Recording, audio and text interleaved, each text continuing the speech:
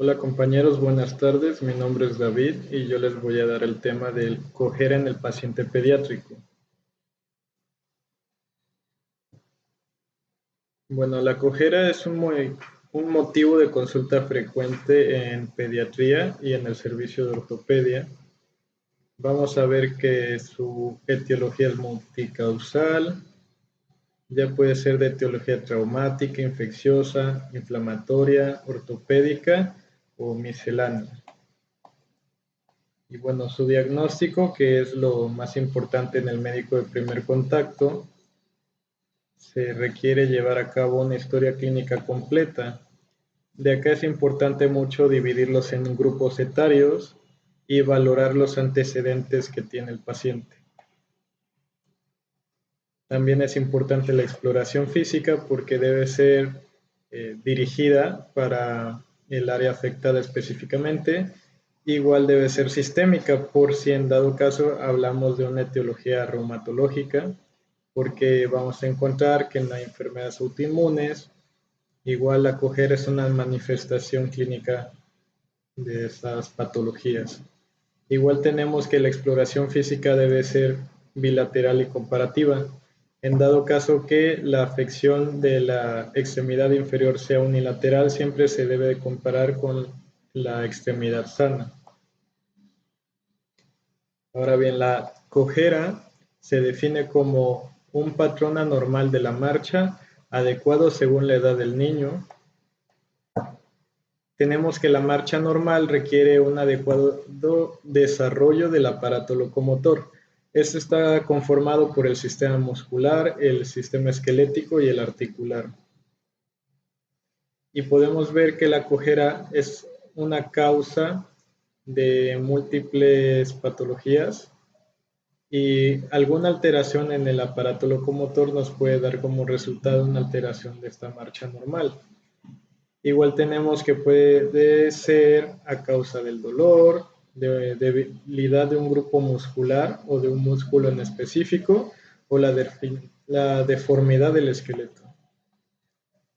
Algo importante mencionar acá, el artículo que utilicé para este abordaje es de la Asociación Española de Pediatría, principalmente en los médicos de primer contacto.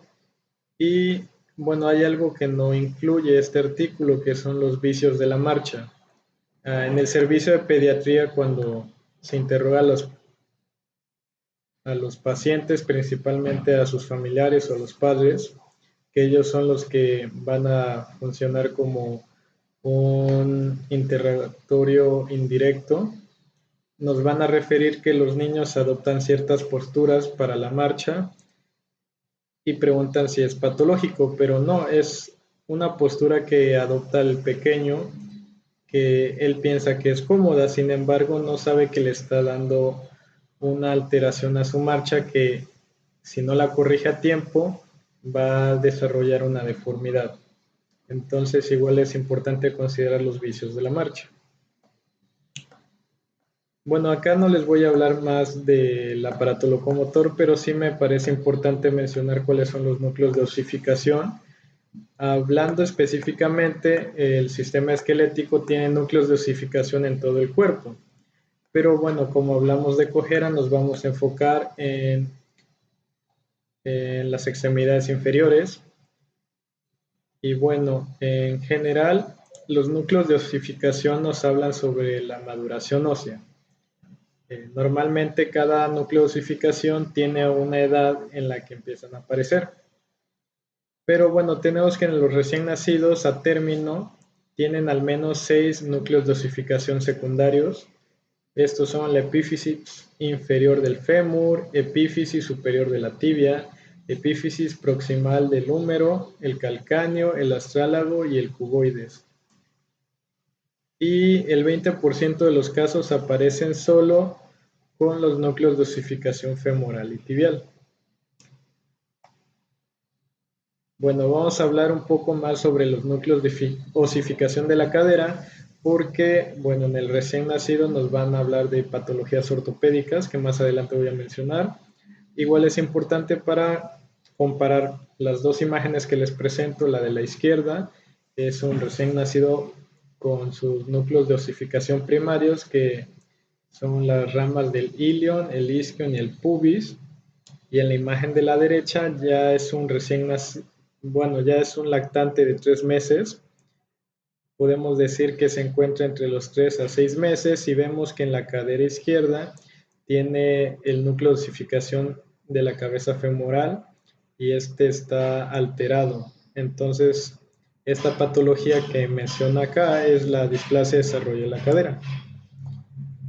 Bueno, igual vamos a tener que los núcleos de osificación secundarios en la cadera son el cartílago trirradiado, que recibe su nombre por unir los 3 núcleos primarios, ilion, isquion y pubis, y esto es esencial para hablar de displasia de desarrollo de la cadera.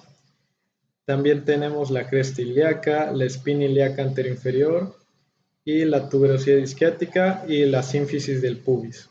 Y bueno, me pareció importante mencionar que hay errores en la práctica médica que obviamente el artículo no lo cubre porque es una mala praxis. Sin embargo, bueno, hemos visto que han llegado a consultas hasta el tercer nivel de atención eh, niños con un diagnóstico de fractura, pero en realidad es una mala interpretación de la radiografía.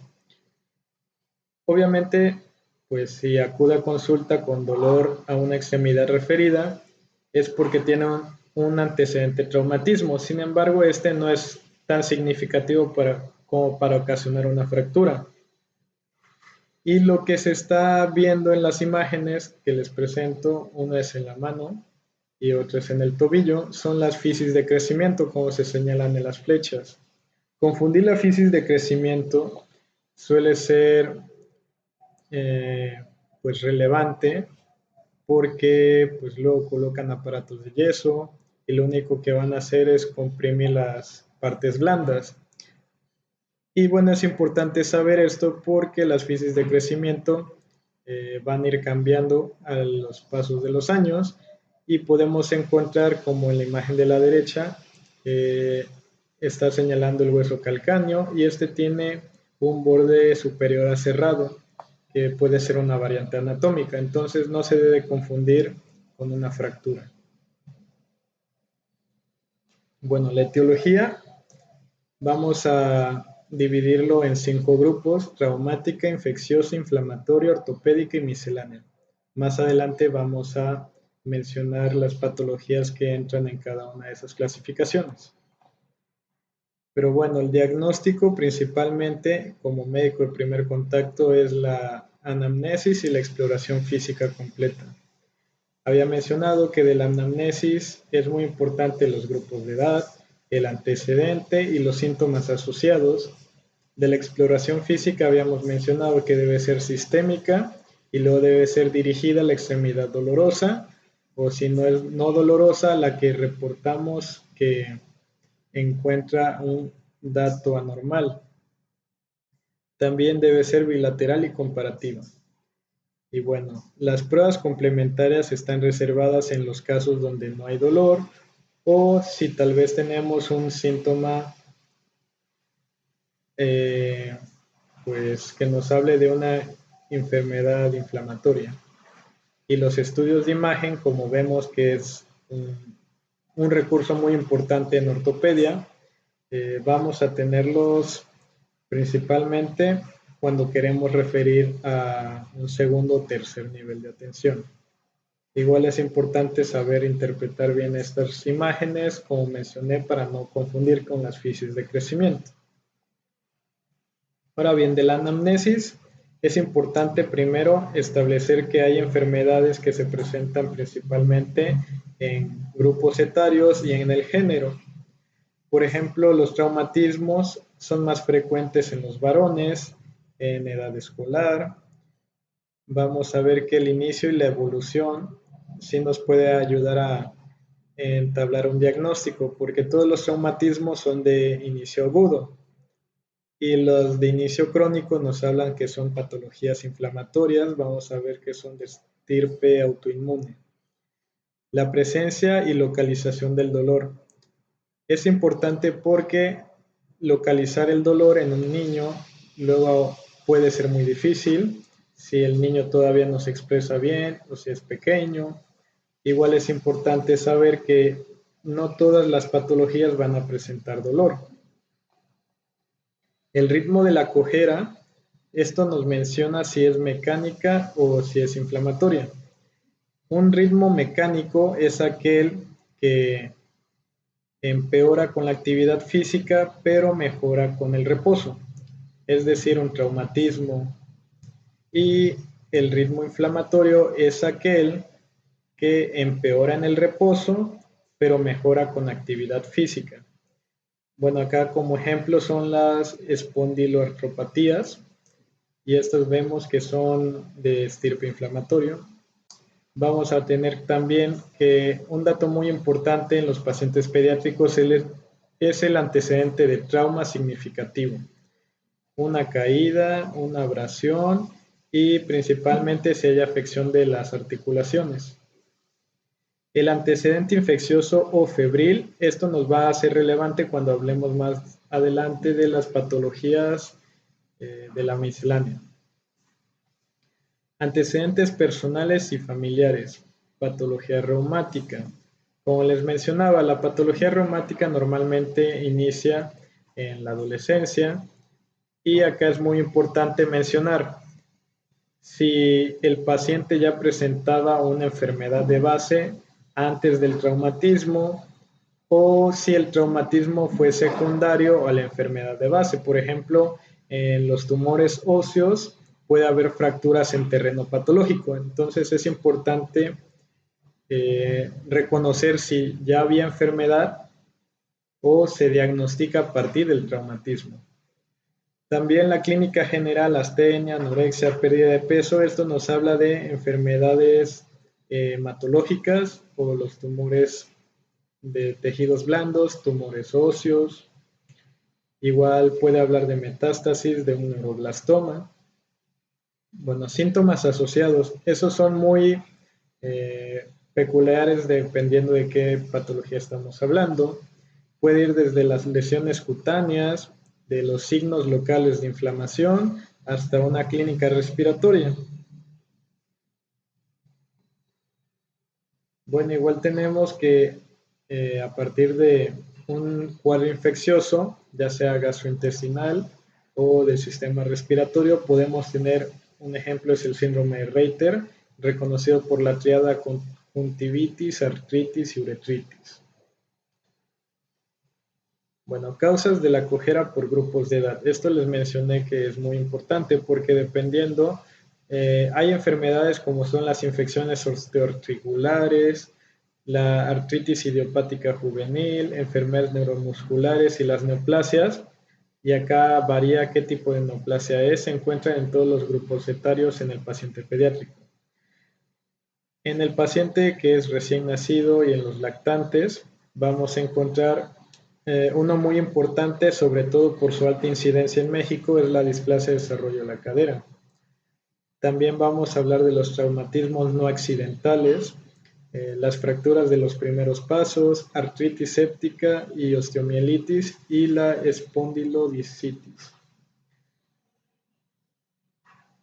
El grupo de 4 a 10 años vamos a encontrar la sinovitis transitoria de la cadera, las osteocondrosis, las contusiones y las fracturas, que les mencionaba, es más frecuente los traumatismos en los varones, principalmente en la etapa escolar. Igual es muy importante que aumenta su incidencia en los pacientes que ya son adolescentes, si estos realizan actividad física. Y bueno, de la actividad física excesiva igual vienen los síndromes por sobreuso. De la exploración física es importante mencionar que va a haber síntomas asociados al aparato neuromuscular, o bueno, si ya es meramente a nivel neurológico, encontramos datos, por ejemplo, el disrafismo. En la imagen de la derecha les presento lo que es el hoyuelo sacro, y esto nos habla de una probable patología espinal. Entonces este paciente se tiene que derivar a neurología para verificar si no tiene un dato de de disrafismo. Las alteraciones cerebelosas vamos a ver que hay una marcha específica que es la marcha táxica. Alteraciones cutáneas en la imagen de la izquierda es un dato característico de la púrpura Henoch-Schönlein. Los datos clínicos de inflamación o los datos de eritema y calor que nos pueden dar una celulitis. Por ejemplo, en la siguiente imagen que les presento es una radiografía y en este vamos a hablar que los cuadros clínicos de apendicitis en la radiografía pueden mostrar el borramiento del psoas, entonces el paciente va a adaptar una marcha antiálgica para sobrellevar este dolor.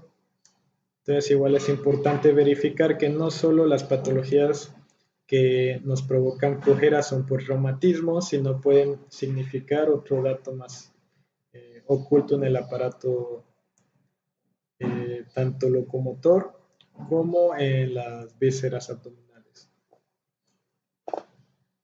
Y bueno, del aparato locomotor como tal vamos a buscar dolor óseo y este es principalmente en los relieves óseos. Vamos a ver datos de síndrome de sobreuso o vamos a buscar datos de osteocondrosis.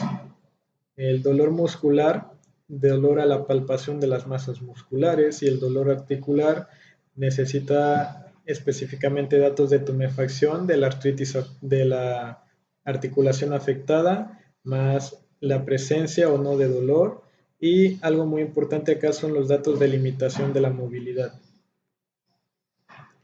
Bueno, las maniobras de exploración las vamos a dividir principalmente en los neonatos y lactantes. Estas dos maniobras que les presento son importantes en el diagnóstico de la displasia del desarrollo de la cadera. Del lado izquierdo, la limitación de la aducción. Vemos que el paciente tiene afectada la cadera del lado izquierdo, por lo que presenta una limitación de esa aducción. Vemos que el lado derecho sí contacta completamente la base de la cama. El signo de Galeazzi, este se utiliza principalmente en niños de 3 a 6 meses, en el cual ya se formó la cabeza femoral. Y de este signo es importante relacionar que debe haber cierto grado de comparación entre ambos fémures. Por ejemplo, si es paralelo el fémur del lado derecho con el lado izquierdo, vemos que la patología está afectando la articulación de la rodilla, pero como les muestro en esta imagen, no son paralelos el fémur izquierdo con el derecho. Entonces nos va a mostrar que la afectación está en la cadera y el acortamiento del fémur, vamos a ver que la articulación afectada es la cadera del lado izquierdo. Y este es un dato de luxación de la cadera o de displasia de desarrollo de la cadera. Maniobras de exploración, por ejemplo, tenemos también el test de Favere. Favere es por sus siglas de flexión, cadera en aducción y rotación externa. Acá vamos a apoyar el pie sobre la rodilla contralateral. Con una mano se fija la cresta ilíaca opuesta a la pierna que estamos explorando y con la otra se presiona la rodilla hacia abajo. También tenemos algo muy importante que es el test de Trendelenburg. Y bueno, en la imagen de lado derecho, el inciso B, ese vemos que es un paciente normal. Es decir, vamos a valorar que se va a sostener sobre el pie izquierdo y los grupos abductores del lado derecho están compensando ese equilibrio, por lo tanto el eje se mantiene horizontal. Sin embargo, en el inciso A, que vemos el test de Trendelenburg positivo, se está colocando sobre la extremidad del lado izquierdo, pero hay una insuficiencia de los abductores del lado derecho, principalmente del glúteo medio, y eso es lo que provoca una inestabilidad y por eso se ve la línea inclinada, que no es soporte. Igual algo importante de este test es que el cuerpo de las extremidades superiores se va a inclinar al lado opuesto de donde está la afectación de los aductores. Esto mismo es para realizar un equilibrio. Ahora bien, es importante valorar los tipos de marcha. Normalmente en cojera vamos a dividirlo si es con dolor o sin dolor. La marcha antiálgica caracterizada por los pasos cortos con acortamiento de la base y el apoyo sobre el miembro doloroso.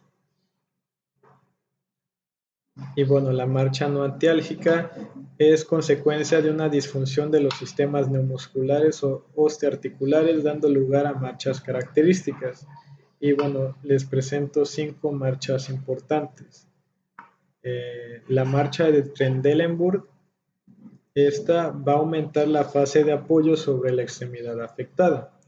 En esta imagen podemos ver que la niña tiene una afectación de la cadera izquierda, por lo tanto va a aumentar la fase de apoyo del lado izquierdo. Está inclinando el cuerpo hacia el lado que realiza el apoyo. Y esto es para compensar la debilidad del glúteo medio. Y esto nos habla de la insuficiencia de los aductores. Ahora, la marcha equina o en estepaje, esta es una alteración del nervio ciático popliteo externo y bueno, en la imagen lo que nos presenta es la incapacidad para realizar la flexión dorsal del pie durante la marcha. La marcha en circunducción o hemiparética es cuando está afectada una sola extremidad. Y bueno, está al tiempo que la extremidad superior del lado de la lesión se mantiene en semiflexión pegada al cuerpo. Como vemos, la niña está caminando, tiene espasticidad del lado izquierdo y está flexionando la extremidad superior del lado izquierdo también para mantener ese equilibrio. Tenemos la marcha espástica o en tijera, esta es cuando se afectan las dos extremidades. La marcha atáxica igual es producida por una disfunción cerebelosa, como les mencionaba, hay que valorar el sistema neurológico y una exploración sistemática. Y acá el paciente tiene una alteración de la propiocepción, es decir, cuando va a caminar no sigue una línea recta, por eso necesita asistencia para seguir un plano fijo. Ahora bien, de las etiologías vamos a empezar primero con la traumática. Esta es una imagen de la fractura de los primeros pasos o fractura de Toddler. Principalmente es en niños menores de 3 años. Como se muestra en las flechas rosadas, es una fractura con trazo espiroideo o trazo oblicuo. Esta no está desplazada. Habitualmente se encuentra en el tercio distal de la tibia y clínicamente hay dolor a la palpación de esta zona. El mecanismo de la fractura es rotación externa del pie con rodilla fija, torsión o caídas de bajo impacto. Es importante acá que los niños se recuperan muy rápido de las fracturas, por lo tanto se autolimitan. Solo necesita vigilancia. Las contusiones, fracturas o esguinces, que son el principal motivo de consulta por dolor del sistema musculoesquelético en pediatría. Vamos a ver que las contusiones es muy importante porque va a haber una lesión cutánea que es fácilmente visible y nos orienta a dónde está, puede ser la articulación afectada o el grupo muscular afectado. Vamos a ver que las fracturas representa el 21% de los casos en niños de 3 años, pero ahora es el principal motivo en los adolescentes, como había mencionado, es de predominio masculino. De las fracturas importantes en pediatría es la fractura de rodete, que como menciona en esta imagen animada es un abombamiento, y en la radiografía, no sé si lo logren apreciar, pero se ve un pequeño abombamiento en el radio distal. Las fracturas en tallo verde, que es muy característico de los pacientes pediátricos. El radio que se marca con la flecha blanca gruesa, vemos que es una fractura desplazada Y el cúbito vemos que es una fractura en tallo verde. ¿Esto qué significa? Que de las dos corticales que tiene el hueso, una se fractura y la otra no. Es lo que le da su nombre de tallo verde. Los esguinces, vamos a ver que la articulación afectada que nos da la cojera principalmente es el tobillo. Y bueno, como ven en la imagen, para realizar una exploración, eh, el tobillo normalmente se divide en 3 grados. El grado 1 tiene una tumefacción mínima, el grado 2 y 3 ya hay una tumefacción más importante. Y bueno, esto se clasifica en grados según la inestabilidad de la articulación. Por eso es importante marcar bien un estudio imagenológico. Bueno, traumatismos no accidentales, acá vamos a pensar más en los lactantes. Con frecuencia se asocian a otras lesiones. Y bueno, acá lo importante de esta patología es que engloba una sospecha de que el traumatismo obviamente pues no corresponde con el tipo de la fractura ni la localización de la fractura. Acá normalmente no hay una coherencia entre los padres. Uno menciona que se cayó de la cama, otro menciona que se cayó tal vez de su periquera. Normalmente dicen que cayó sobre su extremidad superior derecha y la fractura está en el lado izquierdo. Entonces acá hay que investigar datos de maltrato infantil. La artritis traumática, como mencioné, es muy importante también verificar datos de afectación cutánea. Acá las pequeñas articulaciones de los dedos, principalmente las interfalángicas proximales, son los afectados. Bueno, en este caso, asociada a cojera son mucho menos frecuentes, como mencioné, es más importante en las manos. Pero bueno, acá buscamos traumatismos directos, caídas del peso, pisotón, patada en pie, tobillo, rodilla, principalmente deportes de contacto. La etiología infecciosa, acá encontramos la artritis séptica y la osteomielitis, principalmente en niños menores de 5 años. La artritis séptica que nos da cojera principalmente es la rodilla en 56%, después la cadera. La osteomielitis frecuentemente en los pediátricos es el pie, el fémur y la tibia.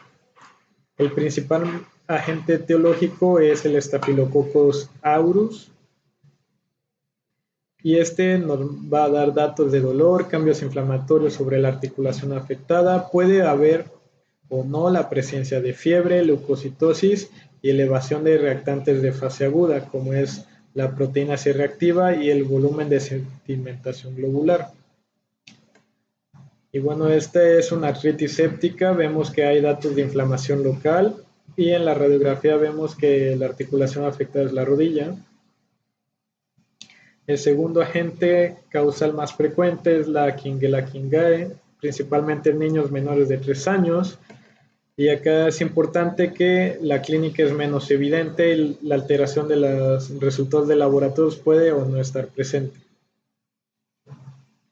Y bueno, en esta radiografía se ve una osteomolitis de la tibia. La espondilodicitis representa del 3 a 5% de las infecciones osteoarticulares. En los niños menores de 3 años su principal dato es la irritabilidad, después de eso es la cojera. En niños mayores de 3 años puede referir dolor de la espalda, ya que la localización puede variar, principalmente es lumbar, después cervical y luego dorsal. Y bueno, este es difícil de diagnosticar porque el estudio de elección es la resonancia magnética. La piomiositis es una causa infrecuente de cojera. Sus agentes etiológicos son Staphylococcus aureus, Streptococcus pyogenes. De clínica ocasiona dolor, fiebre, afectación del estado general, leucocitosis, elevación de reactantes de fase aguda. Igual acá se tienen que valorar por estudios de imagen de resonancia nuclear. La celulitis y ascepsos cutáneos Pues esto es muy evidente porque las lesiones son cutáneas y mediante una exploración física, simplemente con la infección podemos delimitar la zona de la lesión. Ahora bien, la etiología inflamatoria.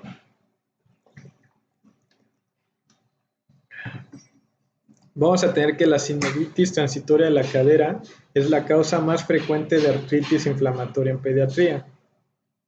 Acá vamos a tener que hay un predominio masculino entre los 3 y los 10 años. No se conoce cuál es la causa de esta enfermedad, solo sabemos que se autolimita. Clínicamente hay una leve limitación dolorosa a la rotación interna. Hay dolor, pero este mejora con el reposo. A las 48 a 72 horas que inicia esta patología va a haber una disminución en el dolor y va a haber un poco de recuperación de esa movilidad.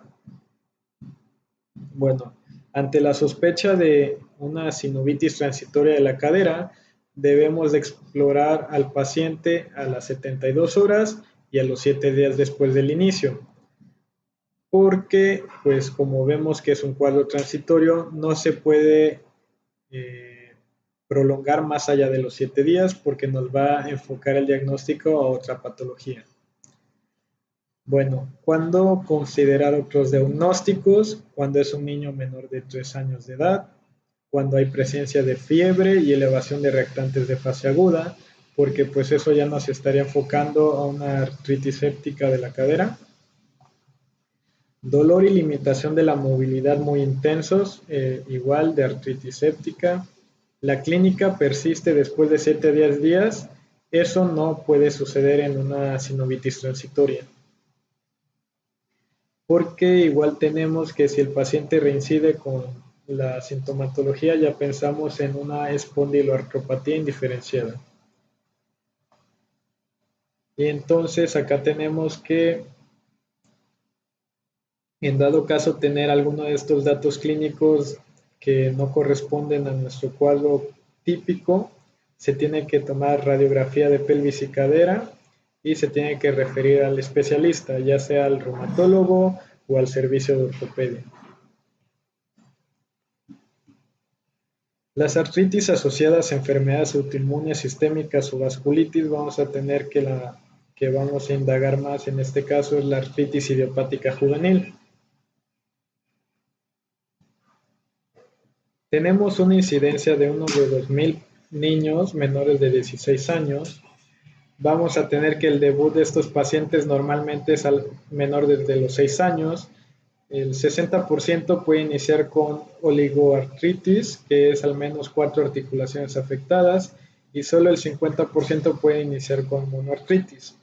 Esto varía dependiendo de la bibliografía. Pero igual tenemos que el cuadro típico de la artritis idiopática juvenil son niños menores de 6 años con tumefacción articular no dolorosa y puede haber o no la presencia de cojera de ritmo inflamatorio. Recordando que el ritmo inflamatorio se refiere a que mejora con la actividad física y disminuye con el reposo. En este caso se tiene que referir al especialista de manera inmediata. Entre otras tenemos el lupus eritematoso sistémico,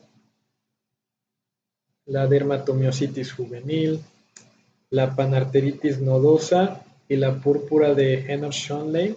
Estas últimas dos son vasculitis. ¿Qué es importante de estas patologías?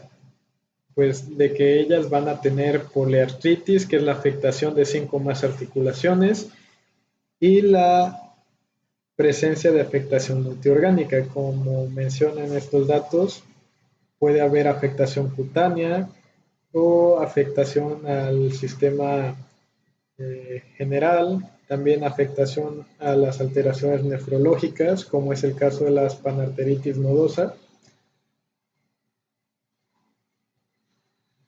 Bueno, por último, de la etiología inflamatoria presentamos la osteitis crónica no bacteriana, o también se le conoce como osteitis crónica aséptica. Este caso es una osteomielitis crónica multifocal y recurrente. Tenemos que la forma de presentación por orden de afectación, primero es el fémur, después la tibia, la clavícula, costillas, vértebras y pelvis. El 50% de estos casos presentan fiebre y elevación de las reactantes de fase aguda. Las lesiones asociadas principalmente son cutáneas, nos mencionan psoriasis, hidrosadenitis, acné grave, igual la presencia de enfermedad inflamatoria intestinal. La presentación vertebral en casos avanzados nos pueden dar fracturas en terreno patológico. Por eso es muy importante diagnosticar esta patología. Como mencionamos, es no bacteriana, no hay etiología que nos hable de un proceso infeccioso. Pero bueno, acá es importante que las formas iniciales solo se pueden detectar por resonancia magnética. Por lo tanto, se tiene que derivar al especialista para que éste mande un estudio imagenológico, porque bueno, sabemos que en las formas tardías, como en la radiografía y en la gamografía ósea, vemos que ya hay cierto grado de remodelación ósea.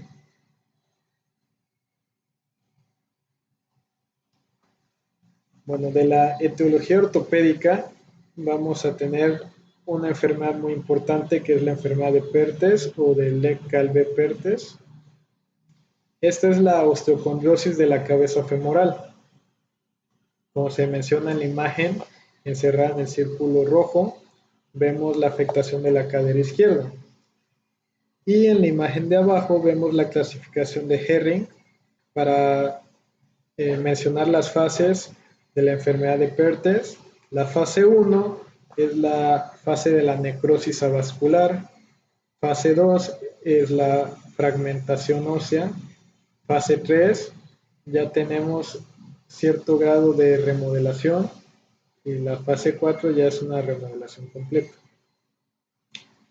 Debe haber predominio masculino de 3 a 5 sobre 1, principalmente niños de 3 a 10 años.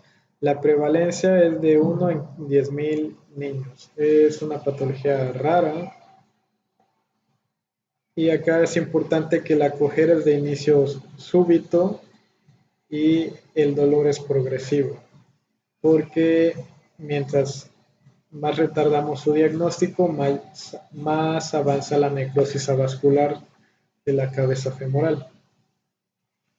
Esa tenemos que persiste por más de 7 a 10 días, que mencionamos que es muy importante el periodo de tiempo, y hay una severa limitación a la rotación interna y la aducción de la cadera afectada. Ahora tenemos la epifisiólisis de la cabeza femoral. Bueno, acá vemos que hay un deslizamiento inferior y posterior de la epífisis femoral proximal sobre la metáfisis femoral. Bueno, acá vemos que la radiografía no solo se tiene que solicitar en AP, igual sirve una proyección lateral, porque como vemos el deslizamiento posterior no siempre es valorable por una proyección AP. Su etiología es desconocida, afecta a niños de 12 a 13 años, el predominio es masculino y se asocia mucho al sobrepeso y a la obesidad. 20 a 50% de los casos es bilateral y la clínica es la aparición de la cojera o dolor de la ingle que se irradia a muslo o a rodilla. Las molestias en la misma localización pueden haberse referido desde hace meses antes de la clínica dolorosa. Y ya cuando tenemos un cuadro más marcado, podemos valorar el signo de Dreman. En la imagen de arriba vemos el explorador va a realizar una rotación interna de la cadera. El paciente va a sentir dolor, por lo tanto va a realizar rápidamente una rotación externa para aliviar esa compresión de la cabeza femoral. Bueno, la displasia desarrolla la cadera. Acá es muy importante mencionar que en México tiene una incidencia de 1 de cada 1000 recién nacidos vivos.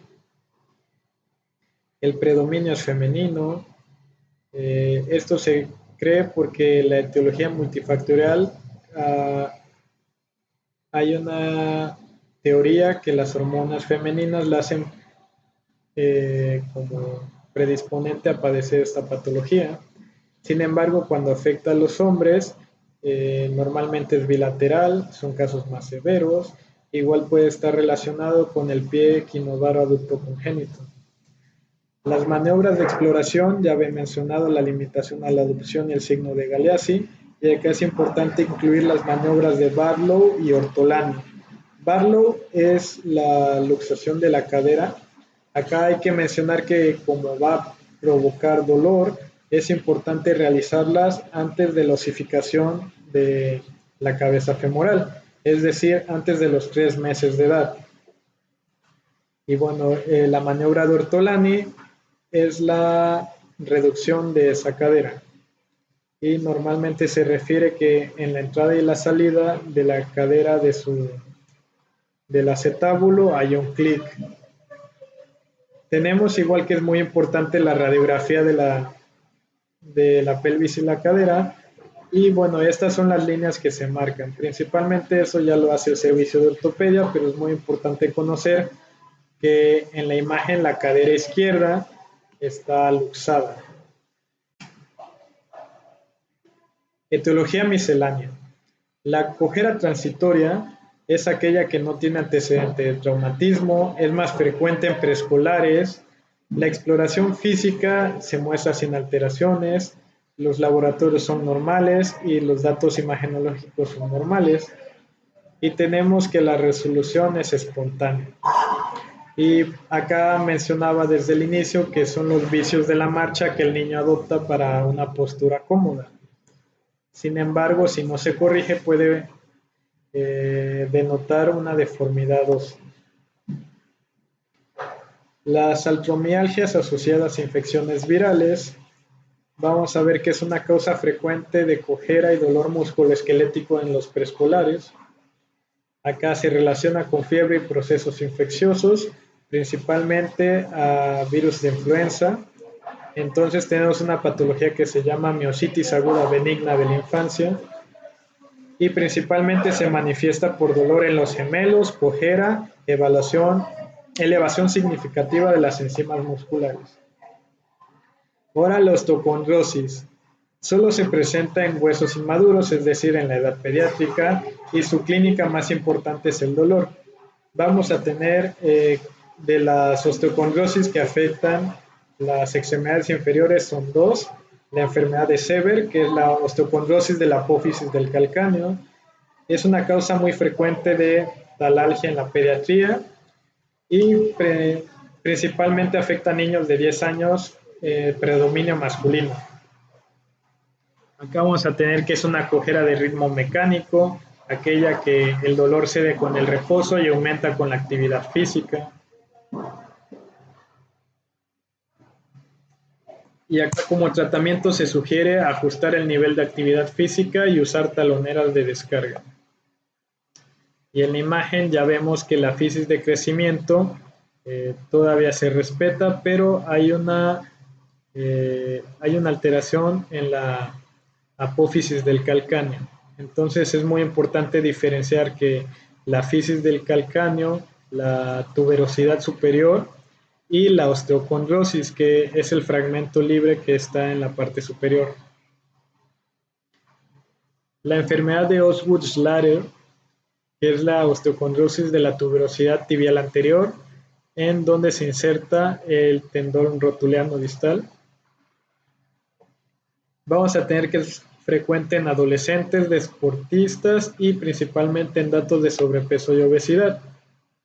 Acá vamos a ver que el proceso se autolimita, el diagnóstico es meramente clínico y se recomienda un reposo relativo.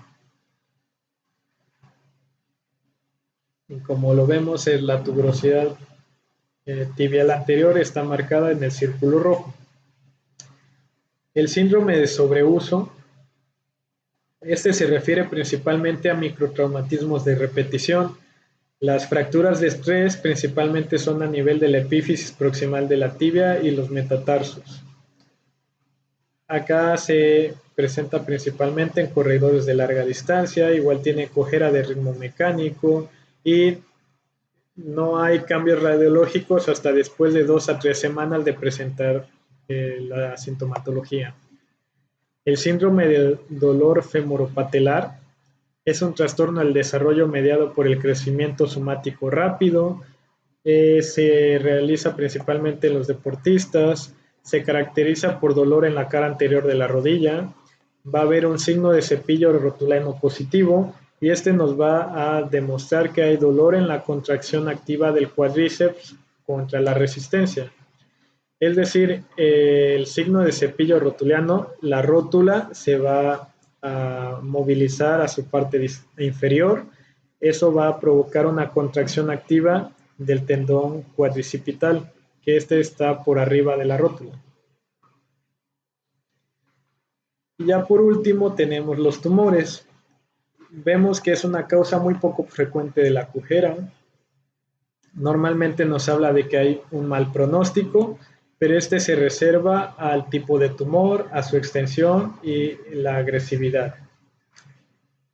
Tenemos que puede ser hematológicos como leucemia, principalmente la leucemia linfoblástica aguda en el paciente pediátrico, los linfomas con localización en los miembros pélvicos, el sarcoma de las partes blandas, tumores óseos primarios benignos como el osteomastoide, los tumores malignos, principalmente el osteosarcoma, que ese grado puede ser diferenciado de bueno o mal pronóstico, pero bueno, tenemos que el tumor de Ewing es de muy mal pronóstico. Y en esta imagen vemos que hay presencia del tumor de Ewing en el peroné y vemos cómo hay afectación de los tejidos blandos, puede pues provocar fracturas en terreno patológico. Acá lo importante es que en esta imagen, como es afectación del periné, no es un hueso que pues lleve la carga del peso. Acá nos está ayudando la tibia. Entonces, este dato nos puede orientar a tomar radiografías y que las valore pues un imagenólogo con experiencia. Entonces, de tratamiento de la cojera, principalmente es tratar la causa subyacente.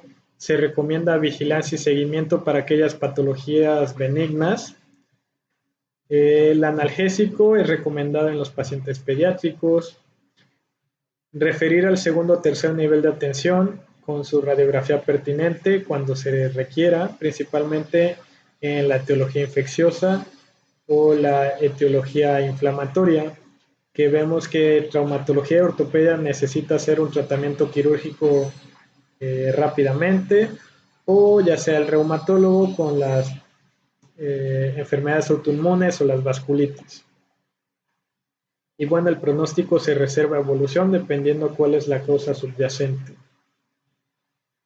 Y bueno, eso es todo. Es la bibliografía que utilicé para la presentación. Y bueno, gracias por su atención.